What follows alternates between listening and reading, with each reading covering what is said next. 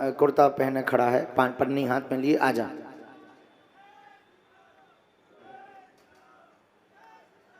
नमस्कार दोस्तों, पंडित धीरेन्द्र शास्त्री इन दिनों सुर्खियों का हिस्सा बने हुए हैं। वह अपनी राम कथा और दिव्य दरबार को लेकर बहुत चर्चित हो रहे हैं। इसी के साथ कुछ विवादित बयानों को लेकर भी उनकी चर्चा हो रही है।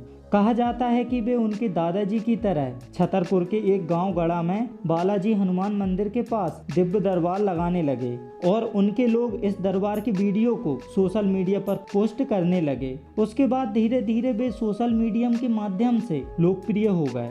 आप सभी को बता दें कि उनके दरबार में पहले सैकड़ों लोग अपनी समस्या लेकर आते थे और उन सैकड़ों लोगों में से पंडित धीरेन्द्र शास्त्री जी किसी का भी नाम लेकर उन्हें बुलाते थे और वह व्यक्ति जब उनके पास पहुंचता था तब तक शास्त्री जी एक पर्चे पर उस व्यक्ति के नाम पते सहित उसकी समस्या लिख लेते हैं और उसी में उसका समाधान भी लिख लेते हैं। ऐसे में लोग आश्चर्य करने लगे कि यह व्यक्ति किस तरह दूर दूर से आए अनजान लोगों को उनके नाम से बुला लेते हैं और कहता है कि आओ तुम्हारी अर्जी लग गई। केवल यही नहीं बल्कि धीरेन्द्र शास्त्री लोगों को यह भी बता देते हैं कि उनकी समस्या क्या है, कितनी है और कब से है, उनके पिता का नाम क्या है और उनके बेटे का नाम क्या है। छोटे से गांव गढ़ा में जब सैकड़ों से हजारों और हजारों से लाखों लोग आने लगे तो धीरेन्द्र शास्त्री जी ने दूसरे शहरों में जाकर दिव्य दरबार लगाना प्रारंभ कर दिया। वहीं इस पर उनका कहना है कि लाखों लोगों का पर्चा बनाना संभव नहीं है, इसलिए अब वे खुद ही लोगों के पास जाकर उनके शहर में दरबार लगा लेते हैं ताकि लोगों को सुविधा हो। इसमें किसी भी तरह का शुल्क नहीं लिया जाता है।